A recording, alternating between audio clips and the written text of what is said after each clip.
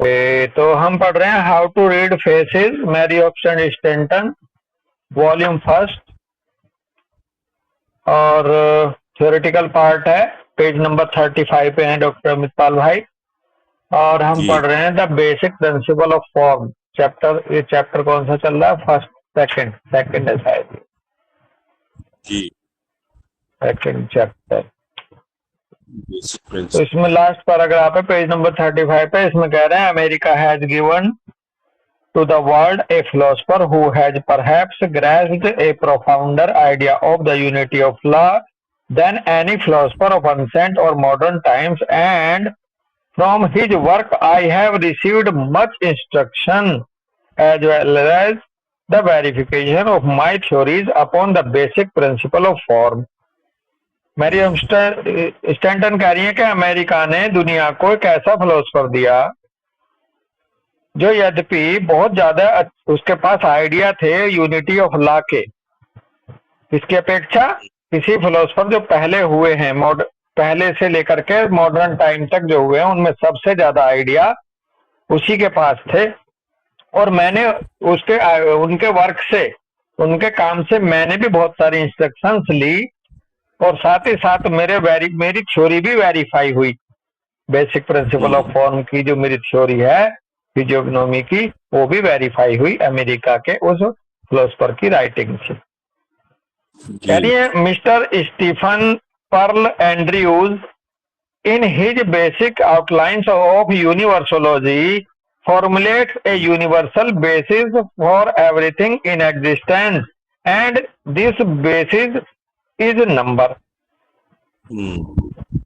Mister Stephen Pearl Andrew ने जो उनकी अपनी बेसिक आउटलाइन ऑफ यूनिवर्सोलॉजी जो राइटिंग है उनकी, कह रहे formulates universal basis for everything in existence. उन्होंने जो भी इस दुनिया के अंदर अस्तित्व है, जिसका भी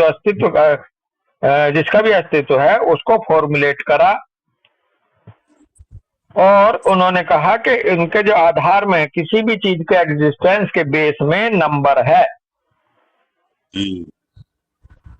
this basis is number. It is a daring, comprehensive and masterly undertaking, and its law can be applied to all other theories, facts, systems and objects in the universe if they present truthful aspects.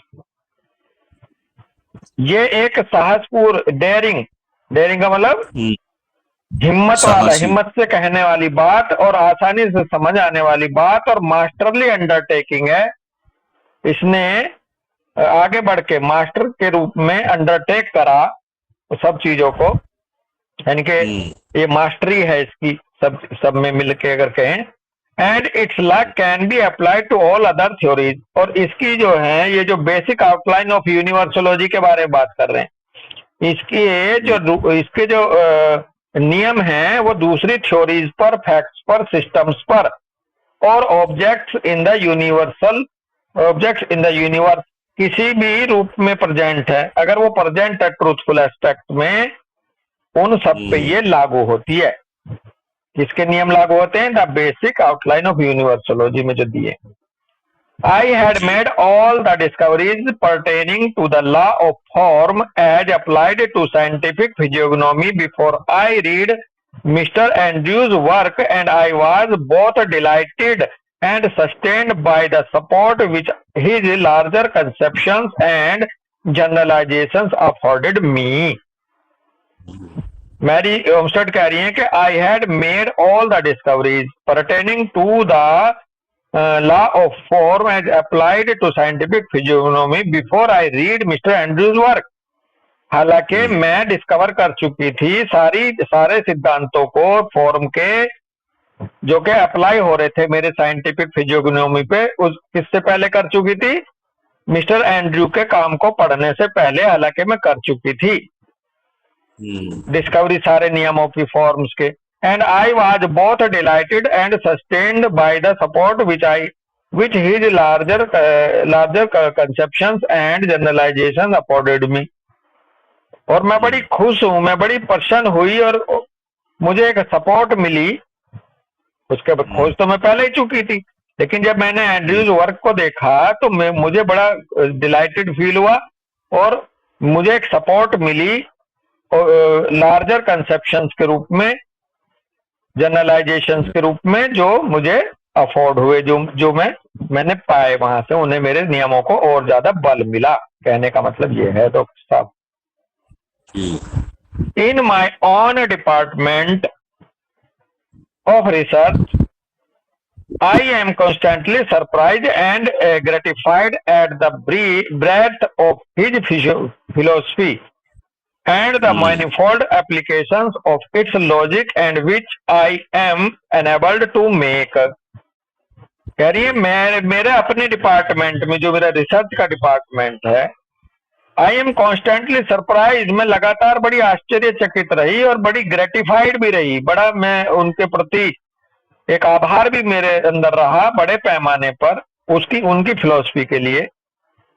And the manifold applications of its logic which I am enable to make, और कई गुने कई सारे application भी मैंने use करे उनके logic के, उनके जो लॉजिक थे उनको मैंने अप्लाई करा, जिनको मैं कर सकती थी उनकी थ्योरी, मतलब उनकी फिलॉसफी को बहुत ज्यादा सराहना कर रही है और स्वीकार भी कर रही है। अब तक ये बात आ रही है। Just here a temptation arises to give the reader some extended quotations from his work, trusting that as the progress in physiognomy, more particularly as they advance in the practical division, they will see more and more the use and beauty of his discoveries, which both endorse and assist in explaining my own theories on the symbolism and signification of from generally। Temptation का मतलब होता है लालच, प्रलोभन, और endorse का मतलब होता है पुष्टि करना। कह रही है just here a temptation arises to give the reader some extend quotation from his work. जो मेरे जो पाठक हैं, मेरे जो रीडर्स हैं, पढ़ने वाले मेरी बुक को भी, या जो भी कुछ पढ़ना चाहते हैं, उनको एक प्रलोभन मिलेगा, उन्हें एक और लालच बढ़ेगा जब उनकी थ्योरी को पढ़ेंगे उनके काम से। Trusting that as they progress in physiognomy, और उन्हें ये विश्वास होगा पक्का कि वो फिजियोग्नोमी को लेकर के आगे बढ़ रहे हैं। More particularly as they advance in the practical division, और खास करके कहां पर उन्हें मिलेगा प्रोग्रेस का फील का आएगा, प्रैक्टिकल डिवीजन में, प्रैक्टिकली कैसे अप्लाई होती है उस पार्ट पे जाकर के, अगर एंड्रयूज साहब के काम को शामिल करके पढ़े कोई reader. They will see more and more the use and beauty of his discoveries, वो ये देखेंगे कि और ज्यादा यूज हो रहा है प्रैक्टिकल पार्ट पे, और बड़ी खूबसूरती के साथ उनकी डिस्कवरीज का, इसकी मिस्टर एंड्रयूज साहब की। which both endorse and assist in explaining my own theories on the symbolism and signification of form generally, और जो पुष्टि करता है और मदद करता है एक्सप्लेन करने में मेरी अपनी थ्योरीज को, स्टैंटन की थ्योरीज को, सिंबोलिज्म के आधार पर और सिग्निफिकेशन ऑफ फॉर्म के आधार पर, आमतौर पर, सामान्यतः। तो बहुत ज्यादा बल दे रही है मिस्टर एंड्रयूज की थ्योरी को, और उनका काम था जो उन्होंने करा था, बेसिक आउटलाइंस ऑफ यूनिवर्सोलॉजी। इस बुक को भी हम देख सकते हैं आगे चलकर। आगे कह रही हैं कि I am here undertaking perhaps a most difficult task, that is to give the reader a tolerably clear idea of what mister Andrews deems the absolute basis of all thoughts and all things.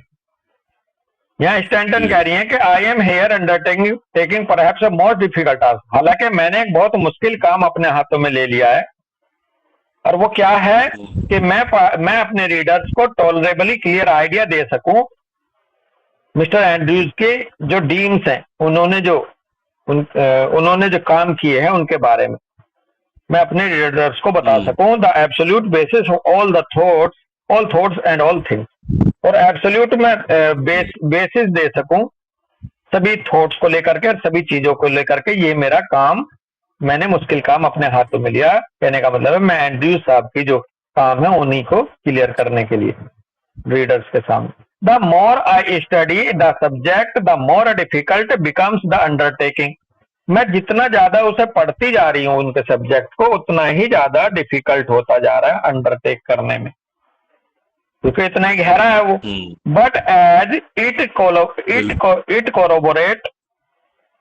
corroborates of my theories, and more particularly that of the geometric outlay of the face as shown in the figure 1, and as his basis corresponds to and confirms my own ideas of the ruling principles of nature in chemistry, architecture and mathematics, and also that these three are a unity, or in other words are resolvable into number primarily. I shall attempt in as brief a manner as possible to make it clear to my readers, for in order to comprehend the grand man we must have some knowledge of basic or universal principle.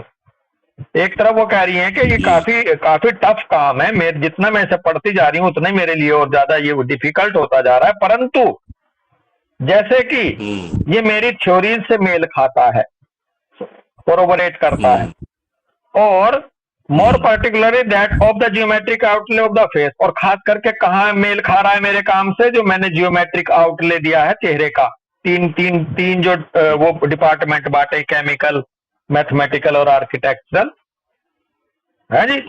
तो उसमें ये जो figure 1 में मैंने दिखाया उससे चूंकि mail खा रहा है कठिन होते हुए भी, and as his basis correspond to and confirm my own ideas of the ruling principles of nature in chemistry, architecture and mathematics, और ये बिल्कुल कॉरेस्पॉन्ड करता है, कन्फर्म करता है मेरे अपने आइडियाज को जो कि रूलिंग प्रिंसिपल्स हैं नेचर में, किस रूप में, केमिस्ट्री के रूप में, आर्किटेक्चर के रूप में, मैथमेटिक्स के रूप में, and also that these three are a unity, और साथ ही साथ ये तीनों मिलके एक रूप एक बनाते हैं फॉर्म, और इन अदर वर्ड्स, और दूसरे शब्दों में अगर कहूं, आर रिजोल्वेबल इनटू नंबर प्राइमरीली। तो ये प्राइमरीली नंबर में के रूप में रिजोल्व होते हैं। I shall attempt in as brief a manner as possible to make it clear to my reader. तो इसलिए जो भले वो मेरे लिए कठिन है, तो फिर भी मेरा प्रयास है कि मैं संक्षिप्त में और सही ढंग से संभवतः मैं क्लियर कर दूं अपने रीडर्स को। For in order to comprehend the grand man we must have some knowledge of basic और यूनिवर्सल प्रिंसिपल। मैं आसान बना दूं अपने रीडर्स के लिए एक ग्रांड मैन, एक पूरे के पूरे बड़े रूप में इंसान को, और हम नॉलेज पा सकें बेसिक और यूनिवर्सल प्रिंसिपल्स की। फिर भी डिफिकल्ट टास्क होते हुए भी फिर भी मैं इस पे काम कर रही हूं। No intelligent person should be satisfied with less. कोई भी इंटेलिजेंट व्यक्ति कभी भी सेटिस्फाइड नहीं हो सकता कम से। And now let us proceed to investigate why and how number is the proper index to the whole volume of being the inventory and level of the contents of the universe. अब हम जो है आगे बढ़ेंगे investigate करने के लिए कि कैसे और क्यों नंबर जो है प्रॉपर इंडेक्स के रूप में, होल वॉल्यूम ऑफ बीइंग के रूप में नंबर क्यों इतना महत्वपूर्ण है। The inventory and level of the contents of the universe, ये जो यूनिवर्स में जितनी भी चीजें, जितने भी कंटेंट्स का इन्वेंशन हुआ है, जितना लेवल है, इसमें नंबर की भूमिका इतनी महत्वपूर्ण क्यों है, हम इसको लेकर के आगे बढ़ेंगे। अब हाँ, तो यहीं रुकते हैं दोस्त आज, ठीक है। राम राम भाई। राम राम। राम राम।